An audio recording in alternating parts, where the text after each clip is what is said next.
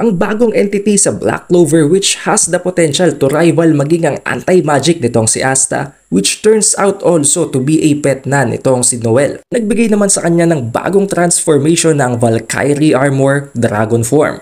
Ang lahat ng yan at ang iba pang mga detalye ay tatalakay natin dito sa ating chapter review ng Black Clover chapter 359. It is the updated weeb at kung nagugustuhan nyo ang ating chapter reviews ay siguraduhin nyo nang nakalike, nakasubscribe at na-ring nyo na ang bell button para palagi kayong updated and notified tuwing magkakaroon tayo ng bagong chapter release reviews at para palagi ka nang updated sa recent timeline ng series. And also don't forget to follow our Facebook page with the same name ng Updated Weeb dahil doon natin i-upload ang ating theories, analysis at iba pang mga videos na hindi lamang nakafocus sa chapter reviews. Tulad ng dati, panoorin nyo muna ang ating previous chapter review para makapag-catch up kayo sa kwento ng chapter na ito, lalo pa ngayon na napakatagal nagkaroon ng hiatus. Kaya for sure, napakarami sa inyo nakalimot na sa mga pangyayari sa previous chapter. Pero para magkaroon kayo ng konting gist sa pangyayari, doon ginamit ni Mereoleona ang kanyang bagong form. But with all of that being said, let's proceed right away to the chapter at hand. Makita natin na ang title ng chapter na ito ay The Dancing Princess of the Battlefield Once More.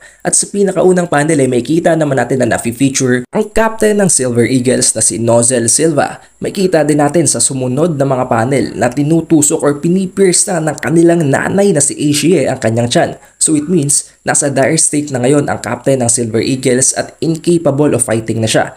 Habang sinasabi ni Ashie na napakalakas na daw ngayon itong si Nozel, but this is as far as he goes. This only proves na talagang malakas itong si Ashie kung maging ang captain ng Silver Eagles na itong si Nozel na naturuan na maging ng mana zone ay hindi siya kayang tapatan. So this just proves na talagang napakalakas nitong si Ashie at ang tanging dahilan lamang kung bakit siya natalo ay dahil sa hawak ni Vanica Zogratis. Itong si Megicula na gumagamit ng Cursed Magic. Talagang nagle-live up itong si Ashie sa kanyang title na ang Goddess of the Battlefield or ang Steel War Princess. Especially now dahil may dagdag pa siyang power up matapos siyang i-convert nitong si Lucio Zogratis into a paladin dahil isa na nga siyang angel as of the moment. Makita din natin na in-annihilate ni Ashie ang buong Silver Eagles habang minamalit ang mga ito na matapos daw niyang mawala as a captain ganito na daw kahina ang buong squad niya. Wala namang magawa ang mga kapatid nitong si Nozel na si Nebra at si Solid dahil alam naman natin na way out of their league na itong si Ashie. Dahil kung maging ang kanilang captain nga at ang kanilang pinakamatandang kapatid ay walang laban kay Ashie, paano pa lamang sila na mas mahina? And there is also this additional factor na family member nila itong si Ashie, specifically their mother, kaya hindi nila ito malabanan at tinatanggap na lamang nila ang beating. Nang dahil dito ay mas lalo pa silang ininsulto ni Ashie habang sinasabing maaari daw sanang mas lumakas pa itong si Nebra at si Solid,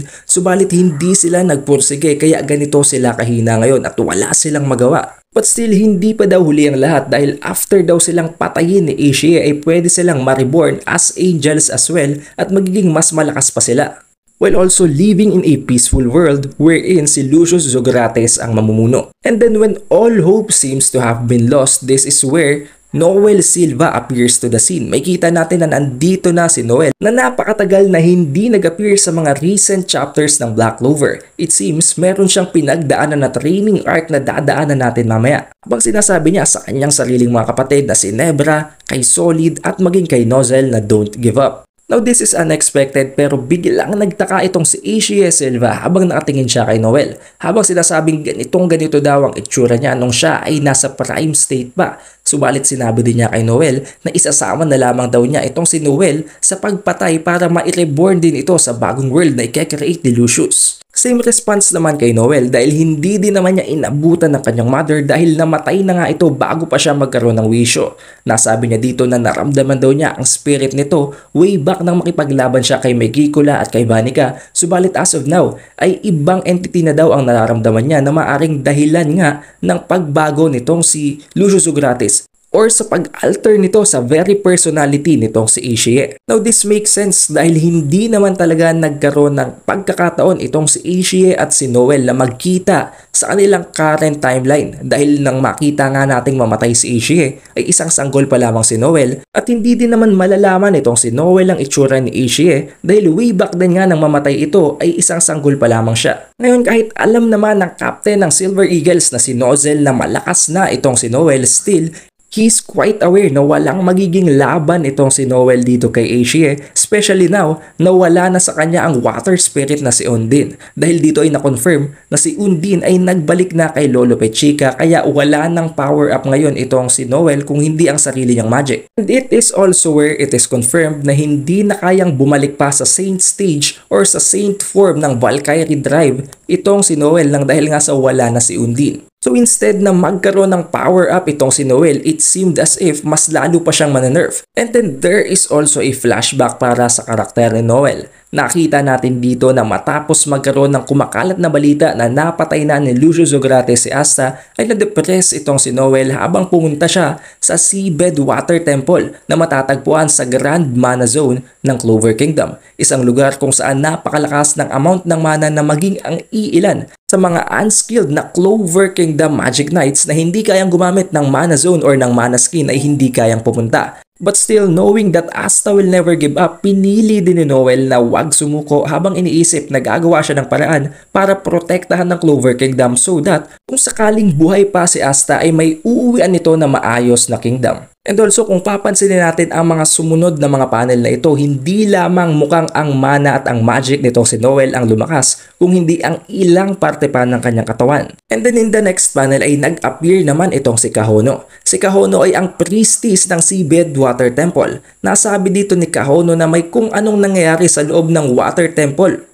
And inassume niya dito na maaring ang Judgment Day or ang schedule na ibinigay ni Lucio Zogrates ay may koneksyon sa kung ano mang nangyayari sa underwater temple na ito. Nasabi din niya na naglakas na daw or nagkaroon na ng power up itong si Noel kaya maaring pwede na niyang i-take ang kung anumang balak niyang ibigay kay Noel. In this panel, we can see na merong kung anong parang barrier na bumabalot sa underwater temple na ito, and specifically ito ang mismong water temple na kung saan ay wino-worship ng mga residents ng Clover Kingdom ang underwater sea dragon god. But what's surprising here is that hindi pala isang literal na anito or statue or walang kwentang bagay lamang ang sinasamba nilang sea water dragon god kung hindi isang literal na dragon. May kita natin dito na gumagalaw ang sea water dragon at dito'y kinausapan nito maging si Noel. Then there was an explanation.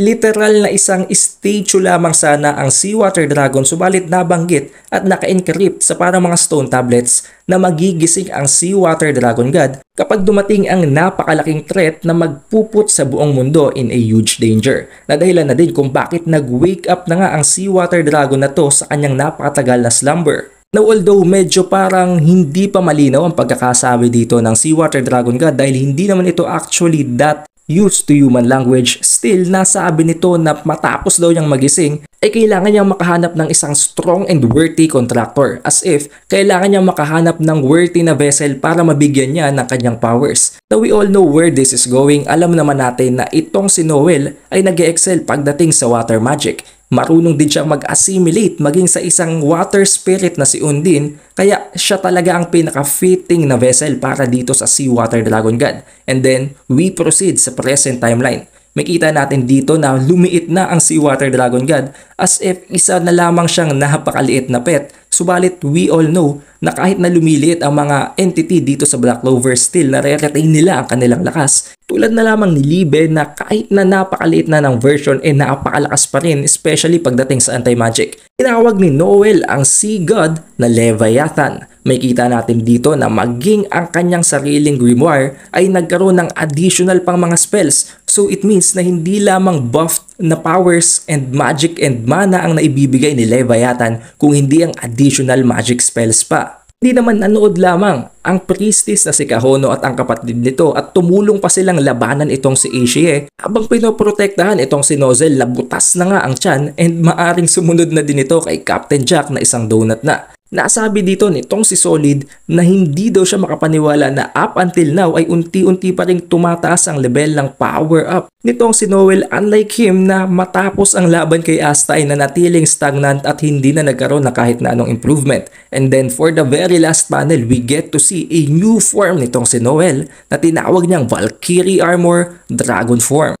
na although nawala na sa kanya ang water spirit na si Undine, nakapalit naman sa kanya ang mas powerful na and higher entity na ang sea god na si Leviathan, and it seems mas malakas ang maibibigay nitong power up. Not to mention ang bagong form niya na ang Valkyrie armor dragon form na surely mas malakas pa maging sa kanyang Saint stage na armor na naibigay sa kanya ni Undine. Kaya kahit na nanghinayang siya doon, nabigyan naman siya ng mas malakas pa at mas buffed na power up. Now after seeing this, siya ang pinakaunang pinuri nitong si Aeshe na napakalakas na daw niya ngayon at proud daw siya dito kay Noel. Unlike ng ilan pa nitong mga kapatid at ng buong Silver Eagles na minamaliit lamang niya. Now it seems, sa susunod na chapter ay mangyayari ang laban sa gitna ni Noel at nitong si Aeshe na para bang isang mirror battle dahil magkamukha talaga ang dalawang ito and pareho pa sila ng ginagamit na weapon. The only difference is that ang ginagamit na magic dito nitong si Noel ay water magic at steel magic naman ang ginagamit nitong si Aeshe. And there is one more thing, kung papansinin natin ang bagong form nitong si Noel, medyo similar na to sa form nitong si Asta, maging ang pakpak nito at ang horn